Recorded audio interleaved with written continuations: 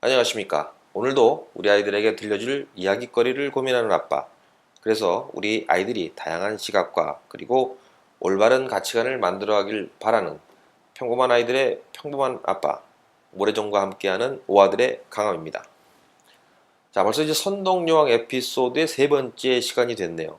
어찌 하다 보니까 저희도 지난 두 번의 시간 동안 선덕여왕의 이야기는 제대로 시작도 못 해본 것 같습니다. 오늘은 기필코 제가 선덕여왕의 이야기를 들어가 보도록 하겠습니다. 또 그 전에 이 선덕여왕 이야기를 하면서 여러 왕들에 대한 이야기를 제가 이제 언급했었는데요. 정작 그 신라 얘기는 좀 빠뜨렸던 것 같습니다. 신라 시대 자체에 대해서. 물론 이제 나중에 신라라는 나라에 대해서도 이제 한번 자세히 기회가 되면 다뤄볼 생각은 있지만 간단하게 이제 정리를 좀 하고 넘어가는 게 이해에 도움이 될 것 같습니다. 신라는 사실은 이제 반쯤은 전설과 같은 어떤 고조선 그 당시의 이야기를 빼고는 이 한반도에 자리를 잡은 제대로 된 어떤 최초의 나라라고 볼 수 있습니다. 자, 고구려, 백제, 신라 이렇게 이제 삼국 중에서도 가장 처음 건국이 되었고 이 통일신라 시대까지 이제 합치면 거의 약 1000년의 역사를 가지고 있는 나라이죠. 그 아래서 깨어난 박혁거세라는 양반이 세웠다는 건국 설화가 내려오고 있는데 기록을 보면 이제 BC 57년 전에 세워져서 935년에 이제 왕건에게 나라를 물려줄 때까지 무려 992년 동안 지속되었던 그런 역사를 가지고 있는 나라입니다. 대충 이제 고려와 조선이 한 500년 정도라고 이야기를 하는데 그보다 그 이전에 어떤 이 고대 국가 형태가 이렇게 한 1000년에 가까이 존속되었다는 것은 이거 세계적으로도 사실 굉장히 드문 케이스죠. 그리고 이제 한 가지 신기한 사실이 있는데 고려랑 조선이 존속했던 그 기간을 딱 합치면 이게 딱 992년이 됩니다. 고려가 이제 474년이고 조선이 518년이라고 하니까 이렇게 되는 거죠. 근데 이걸 합하면 실제 이제 신라가 존속했던 기간과 아주 정확하게 일치를 한다는 얘기인데 이게 제가 이제 쓸데없는 의미를 부여하는 걸지도 모르겠는데 나름 신기하다는 거죠. 어쨌든 간에 이렇게 이제 오랜 역사를 가졌다는 것만으로도 사실 어떻게 보면 나름 매우 훌륭한 나라라고 평가할 수 있을 것 같습니다. 신라 시대의 어떤 금관 그리고 석굴암 이런 거 이게 다 신라 시대에 만들었던 것들이죠. 지금의 시각으로 평가해도 결코 뒤떨어지지 않는 아주 뛰어난 어떤 문화유산 이런 것들을 많이 구축했던 그런 나라라고 보실 수가 있습니다. 자, 신라가 이제 삼국을 통일했을 때 그때쯤에서 서구 쪽에서 이제 이슬람 제국이 그 세력을 이제 떨쳤는데 그때의 이제 이슬람 제국의 역사에 신라에 대한 기록들이 이제 조금씩 남아 있습니다. 아마 어느 정도는 이제 교류가 있었다는 사실을 보여주는 그런 증거들이죠. 근데 이제 그 기록들을 보면 신라가 이제 아주 엄청나게 폼나는 나라로 묘사되어 있습니다. 대표적인 사례가 이제 집집마다 장작이 아닌 이제 수추로 이제 음식을 하기 때문에 저녁이 되어도 굴뚝에서 연기가 나지 않는다. 이런 것들, 이런 자료들. 그리고 이제 황금이 넘쳐나는 나라다. 이런 표현들이 나옵니다. 약간의 이제 과장이 좀 섞여 있긴 했겠지만 당시 신라가 나름 이제 뛰어난 어떤 그 문화 수준을 갖췄다라고 볼 수 있는 증거들이라고 할 수 있겠죠. 자, 이제 정말로 선덕여왕 이야기를 해보도록 하겠습니다. 이 선덕여왕은 진평왕의 장녀로서 본명은 덕만이었죠. 밑으로는 이제 천명과 선화라는 동생이 있었고 632년에 즉위를 해서 15년간 왕위에 있었습니다. 즉위했을 당시의 나이는 알려져 있지는 않지만 그 전에 이제 엄청나게 오랫동안 이제 왕을 해먹었던 진평왕을 생각해 보면 상당히 이제 나이가 들어서 왕위에 오르지 않을까 이렇게 추측을 해봅니다. 진평왕이 이제 69살에 죽었으니까 어찌 보면 선덕여왕은 거의 50이 다 돼서 왕위에 올랐지 않을까 이렇게 한번 생각을 해봅니다. 그래서일지 모르겠지만 선덕여왕이 이제 왕위에 올랐을 때 백성들이 지어바친 호가 성조 황고였는데 여기서 고라는 글자는 할머니라는 뜻입니다. 그러니까 거의 할머니 다 돼서 왕이 되었다. 이렇게 볼 수도 있죠. 아무튼 간에 이제 선덕여왕은 앞서 여러 번 말씀드린 것처럼 신라 최초의 여왕이었는데 과연 이 최초의 여왕을 예전의 역사가들은 어떻게 평가를 하고 있을까? 여기서 선덕여왕의 역사를 기록한 삼국사기의 평가를 소개하도록 하겠습니다. 신라부기 여자, 처지왕위, 성난세 지사 국지불망행야. 이게 무슨 뜻이냐? 신라는 이제 여자를 왕으로 삼았으니 진실로 어지러운 일이라 하겠다. 이 나라가 망하지 않는 것이 다행이다. 자, 어떻습니까? 이게 이제 거의 나라를 말아먹을 만한 이런 왕 정도로 이제 평가를 하고 있죠. 저도 이제 이걸 처음 보고는 솔직히 이제 조금 놀랐는데, 이전까지 선덕여왕에 대한 그 개인적인 이미지는 그렇게 나쁘지 않았던 것 같습니다. 그런데 이제 후대의 평가가 이렇게 이제 되게 박하다 보니까 왜 그럴까 하고 생각을 한번 하게 된 거죠. 자, 그래서 이 부분에 대해서 지금부터 한번 하나씩 살펴보도록 하겠습니다. 일단 이제 공식적인 기록에 남아있는 선덕여왕의 업적들은 뭐 이런 것들이 있습니다. 선덕여왕은 즉위 초기에 사회 소외계층을 돌보는 정책을 이제 펼치게 됩니다. 그러니까 이제 뭐 호래비, 뭐 과부, 고아, 뭐 같은 이제 불쌍한 백성들을 대상으로 해서 복지 정책을 이제 펼친 거죠.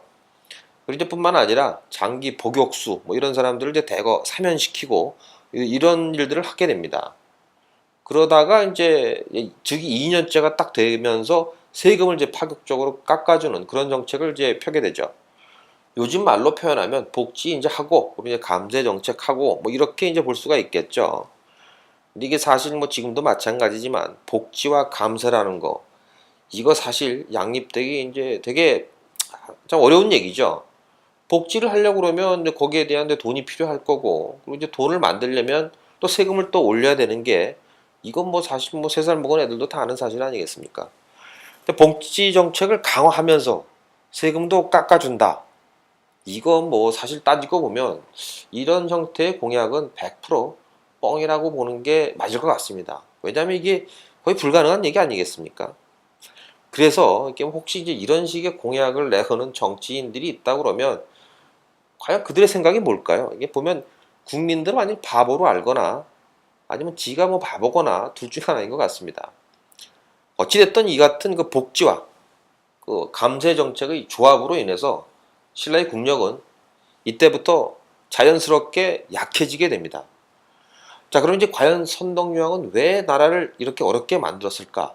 왜 이런 정책을 추진했을까? 한번 생각해 볼 수 있다는 거죠.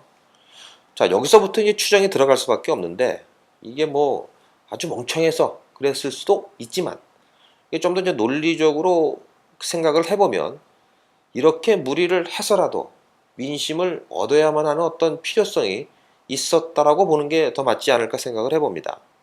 즉 다시 말하면 이제 골품제 때문에 어찌어찌 왕이 되었긴 했는데, 이게 이제 지속적으로 남성 위주의 어떤 귀족 계층에게 견제를 받게 되겠죠. 이런 견제를 극복하기 위해서는 결국 이제 민심이라도 잡지 않으면 안 되는 이제 그런 상황으로 이제 몰리게 되지 않았나라고 추정을 할 수가 있을 것 같습니다. 어째 상황이 자꾸 이제 뭔가 아주 익숙한 느낌이 드는데, 자전 느낌이 그렇다는 거죠. 느낌이. 결국 이제 신라의 국력은 지속적으로 약해지게 되는데, 그 여파가 이제 결국은 백제군의 여근곡 침입과 대야성 함락이라는 사건으로 나타납니다. 여기서 그 여근곡은 경주의 서쪽에 있는 작은 골짜기를 말하는데, 이게 뭐 여자의 뭐 거기처럼 닮았다 그래서 이제 여근곡이라고 그런 것 같습니다. 모두들 이제 신라의 수도가 경주라는 사실은 다 알고 있을 것 같은데, 그 수도였던 경주의 바로 옆에, 그러니까 5km 남짓 떨어져 있는 골짜기에 백제의 특수부대 500명이 침입을 했다. 이게 뭐 자칫 잘못하면 한 방에 이제 신라의 왕족과 귀족이 싸그리 몰살당할 수 있었던 그런 상황입니다. 이게 뭐 생각해보면 옛날에 이제 박정희 대통령 시절에 김신조가 내려는 게 20몇 명이서도 했는데, 이게 500명이 왔다는 얘기는 뭐 어떻게 보면 정말 완전히 몰살될 수 있는 그런 상황이었을 수도 있겠죠. 다행히 이제 여기도 그때도 마찬가지로 다행히 조기 진압이 성공을 해서 신라가 이제 완전히 무너지는 일은 발생하지 않았지만, 어찌됐든 당시 어떤 허술해진 어떤 국경 방비 상황 이런 것을 엿볼 수 있는 그런 사례라고 생각할 수 있을 것 같습니다. 이에 따라서 당연히 백성들의 이제 불안감이 이제 증폭이 되고, 그리고 이제 이런 불안감은 다양한 징조로 이제 표현이 되는데, 뭐 누런비가 내렸다, 바다가 붉게 물들었다, 물고기 떼가 죽어서 뭐 때로 떠오른다, 뭐 이런 것들이 이제 그 당시 그 기록들에 많이 남아 있습니다. 하지만 이게 사실 따지고 보면 누런비라는 거야 뭐 황사가 있었으니까 비가 이제 누랬을 거고, 붉게 물든 바다, 이거 뭐 적조 현상이었을 것 같고, 이런 건 사실 뭐 지금도 가끔 발생하는 그런 것들이죠. 사실 이제 이런 현상이 있었다라는 사실보다는 더 큰 문제는 이제 그런 현상을 가지고 나라가 망할 징조라고 이제 생각을 했다는 그런 사실이죠. 다시 말해서 이제 당시 백성들이 불안감이 거의 뭐 최고에 달하지 않았나라고 추정해 볼 수 있을 것 같습니다. 결국 선동여왕 11년에 백제의 공격으로 인해서 대야성이 함락이 되게 됩니다. 여기서 이제 대야성이라고 하면 신라 제2의 도시로서 백제와의 이제 국경을 지키고 있는 아주 되게 중요한 요충지였죠. 이 대야성이 함락이 되었다는 것은 결국 이제 백제와의 전쟁 상황이 이제 매우 악화되었다는 것을 이제 의미할 수가 있겠죠. 삼국사기를 썼던 김부식의 표현으로 따지면 나라가 망할 지경이 된 거죠. 아마 이 시기에 당나라의 개입이 없었다고 한다 그러면 신라는 아마도 그대로 이제 망해버렸을 수도 있었을 것 같습니다. 자, 그럼 과연 이 위기 상황에 직면한 선덕여왕은 어떤 선택을 할 수 있었을까요? 첫 번째, 김춘추를 중심으로 하는 외교전이었죠. 당시 김춘추는 일본, 중국, 그리고 심지어 이제 다른 적대국이었던 고구려에게까지 구원을 요청하러 이제 돌아다니다가 끝내 결국은 이제 당나라의 지원을 얻어내서 그래서 신라가 멸망할 것을 이제 피할 수 있었던 거죠. 여기서 이제 또 다른 하나는 바로 이제 목탑의 건립입니다. 만약 이제 실존했다 그러면 동양 최고의 그 탑이 되었을지도 모를 황룡사 구축목탑이 바로 이제 이때 지어지게 됩니다. 최근에 이제 몇몇 다큐멘터리에서 이제 컴퓨터로 복원된 황룡사 구축목탑이 이제 소개되면서 그 당시 어떤 찬란했던 우리 민족의 우수성을 이렇게 소개하는 프로그램들도 있었는데요. 우리 민족의 이런 탁월한 탑 축조 기술, 뭐 이제 이런 것을 떠나서 그 당시의 상황만 놓고 본다 그러면 이게 얼마나 정신 나간 일인가라고 인지할 수 있는 것이, 자, 이 목탑이 건립된 것은 이제 선덕여왕 즉위 12년의 일입니다. 자, 아까 제가 언급했던 대야성 함락이 즉위 11년. 이때 이제 신라의 입장에서는 이 풍년동화 같은 처한 상황에서 이에 대한 해결책으로 이제 부처님의 가호를 비는 이제 목탑을 지었다는 얘기인데, 거기다 이제 당시 신라는 이런 엄청난 목탑 기술이 별로 없기 때문에 백제에서 기술자들을 이제 스카웃을 하게 됩니다. 하지만 뭐 사실 어떤 기술자가 그 자기 나라와 대치하고 있는 적대국에, 그것도 이제 언제 망가질지도 모르는 그런 나라에 가서 일을 하려고 하겠습니까? 당근 뭐 엄청난 돈을 주고 땡겨오고 뭐 이랬겠죠.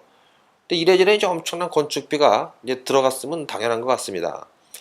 결국 이제 자체 기술도 없으면서 뭐 기술자들을 스카웃하고, 그리고 이제 이 국가 규모의 이런 국책 사업을 하다 보니까 당연히 이제 규모도 커지고, 거기에 이제 또 콩고물 떨어질 일 많이 생기고 중간에 별의별 일 생기고 뭐 이런 거 많이 일어나지 않았겠습니까? 정말 우리나라에서도 뭐 그런 비슷한 일이 있었던 게 갑자기 생각이 나네요. 뭐 어찌됐던 이 삼국시대는 이제 그 당시 이제 항상 전쟁이 이제 끊기지 않는 그런 시대였기 때문에 이 시대의 왕이라고 그러면 이제 전쟁을 이끄는 것이 가장 그 최우선의 과제였겠죠. 근데 뭐 이렇게 국책 사업으로 뭐 탑을 짓고 하는 거 명분은 만들었겠죠. 뭐 부처님의 가호를 빌고 뭐 어떻게 했지만, 그렇지만 이제 실제적으로 예산을 전쟁에다 쓰는 것보다 뭐 이쪽에다 돌렸다는 거, 그 좀 이상한 거죠. 다시 말하면 요즘 보면은 경제가 우선인데 뭐 다른 이상한 짓을 한다거나 뭐 그런 것들이 자꾸 겹쳐서 생각이 나는 게, 예, 저만 그럴지 잘 모르겠는데 뭐 어찌 됐든 뭐 그렇습니다. 좌우지간 여자의 몸으로 전쟁터에 나가는 것은 쉽지 않았겠죠. 그래서 이제 당연히 어떤 군사적인 면에서는 현실 감각이 조금은 좀 떨어질 수밖에 없었을 것 같습니다. 물론 이제 불세출의 영웅 우리 김유신 장군이 선동여왕을 대신해서 전쟁터를 이제 지키고 있었지만, 사실 뭐 전쟁이 장수 혼자서 이렇게 치른다는 게 쉬운 얘기는 아니죠. 국왕부터 시작을 해서 나라 전체가 뒷받침을 해줘야 전쟁도 이게 하게 되는 거 아니겠습니까? 자, 이제 그런 상황에서 후방에서 전방으로 이제 군수물자를 보내기도 이제 급급했을 텐데, 이게 뭐 쓸데없이 뭐 목탑이나 짓고 뭐 쓸데가 있을지 없을지 모르겠지만 이 목탑 짓고 거기다 돈 때려 받고, 이게 뭐 사실 그 전쟁이 제대로 되기가 되게 어려웠겠죠. 아마 이러한 점들이 그 선덕여왕의 어떤 능력의 한계가 아니었나 이렇게 한번 추정을 해볼 수 있을 것 같습니다. 자, 그리고 이제 이러한 추정들을 뒷받침하는 것들이 바로 이제 선덕여왕 즉위 15년 이때 발생한 비담의 난입니다. 비담은 선덕여왕 시절에 이제 상대등이 직위에 있었던 귀족인데, 이 상대등이라고 하면 왕을 제외한 상태에서 가장 최상위의 관직이라고 볼 수 있습니다. 지금으로 따지면 이제 국무총리, 뭐 조선시대로 따지면 영의정 정도가 되겠죠. 이런 인물이 반란을 일으켰다. 이게 이제 다른 군사적인 쿠데타는 뭐 대부분 소외된 계층이 시도하는 게 이제 일반적인데, 이렇게 최고위층이 쿠데타를 일으켰다. 이건 뭐 갈 때까지 간 거죠. 다시 말해서 최상위 집권층이 둘로 쪼개져 있었다라고 봐야 하는 것이 맞을 것 같습니다. 뭐 대충 왕당파하고 이제 뭐 귀족파 이렇게 아마 나누어져 있지 않을까 이렇게 추정을 해봅니다. 아무튼 이때 비담이 내세웠던 명분이 바로 여자는 나라를 잘 다스리지 못한다 였습니다. 자, 이 명분은 자세히 봐야 될 필요가 있는데, 이 반발이 즉위 초기가 아니라 집권 15년 차에 일어났다는 사실입니다. 처음에도 뭐 그렇게 마음에는 안 들었는데 혹시나 싶어서 왕을 시켜봤더니 역시 아니야 라고 생각했다고 해석할 수 있지 않겠습니까? 다시 말해서 선덕여왕의 정치가 사실상 실패작이었다는 것을 반증하는 그런 사례로 평가할 수도 있을 것 같습니다. 자, 이 비담의 난은 신라를 이제 매우 위험한 상황까지도 이제 몰고 가게 되는데요. 결국 김유신과 김춘추를 중심으로 하는 이제 왕건파 세력에 의해서 이제 완전히 토벌을 당하는 것으로 이제 종결은 됩니다. 하지만 그 와중에 이제 선덕여왕 역시 이제 사망을 하게 되는데, 이 선덕여왕 사망의 원인은 정확히 나와 있지는 않습니다. 이미 그 전에 이제 병을 앓고 있었다는 사실로 미루어서 지병으로 사망했을 수도 있고, 뭐 반란군에게 이제 살해되었을 수도 있는데, 일각에서는 이제 이후에 권력을 노린 김유신과 김춘추에 의해서 뭐 살해됐다, 뭐 이런 의견들도 있습니다. 자, 이런 의견이 나온 것은 선덕여왕 사후에 왕위는 이제 사촌 동생이었던 진덕여왕에게 돌아가게 되고, 진덕여왕은 이제 조용히 있다가 비담의 난을 평정한 김춘추에게 왕위를 물려주었기 때문인 것 같습니다. 자, 어떻습니까? 이 선덕여왕은 이제 신분제도에 더불어 왕위에 오르긴 했지만 여자라는 한계 때문에, 뭐 여자라는 혹은 뭐 능력의 한계 때문일 수도 있겠죠. 집권 기간 내내 이제 견제에 시달리게 됩니다. 그 결과 복지와 감세라는 사실 이제 같이 하기 되게 힘든 그런 무리한 정책들을 추진하게 되고, 그로 인해서 신라의 위기를 자초하게 되죠. 게다가 국비를 탕진하게 되는 아주 무리한 국책 사업을 시행했죠. 정말로 나라가 망하지 않은 게 신기했던 뭐 그런 그 정도의 어떤 실패한 군주가 아니었나 라고 또 평가를 해볼 수도 있을 것 같습니다. 자, 실패한 군주, 바로 이 모습이 정사에서 그리고 있는 실제적인 선덕여왕의 모습인 것입니다. 그럼 도대체 지금 이 사람들에게 많이 알려진 선덕여왕의 어떤 그 긍정적인 이미지는 도대체 어떻게 만들어진 것일까? 이게 뭐 단지 여자이기 때문인가? 솔직히 뭐 여왕이라서 혹은 뭐 여왕이기 때문에 뭐 그런 동정론 같은 것도 어느 정도는 있었다라고 생각이 됩니다. 하지만 이제 결정적인 것은 이 화랑색이 필사본의 공개 이후에 수많은 문학작품과 영상물에서 그려졌던 이미지가 좀 어찌 보면 많은 영향을 미쳤던 게 아닌가라고 사실 개인적으로 생각을 하고 있습니다. 다시 말해서 너무나 이제 부족한 정사에서의 어떤 기록을 화랑색이 필사본이 보충을 하면서 그동안 우리가 빠뜨렸던, 그래서 이제 우리가 오해했던 선덕여왕의 진 면목을 다시금 그려낸 것이라는 거죠. 이제 앞서 철수의 사례에서 비추어보면 납득이 가지 않습니까? 자, 이제 물론 여기에 화랑색이 필사본이 진짜라는 가정이 뭐 당연히 필요하긴 하지만 말이죠. 자, 그럼 과연 어떠한 내용이 추가되었길래 도대체 이 무능하고 실패한 정사에서 얘기하는 이 무능하고 실패한 군주가 역경을 딛고 삼국 통일의 기틀을 마련한 뛰어난 리더로 바뀌게 되는지 한번 살펴보는 것은 다음 시간으로 미루어야 할 것 같습니다. 오늘도 너무 길어져서 이게 이제 제가 처음 생각했던 것보다 정말로 많이 길어졌는데, 이제 다음 편에서는 정말 진짜로 화랑세기 속에 그려진 선덕여왕을 제대로 살펴보면서 마무리를 짓도록 하겠습니다. 자, 그럼 다음 주에 뵙도록 하겠습니다. 감사합니다. 강함이었습니다.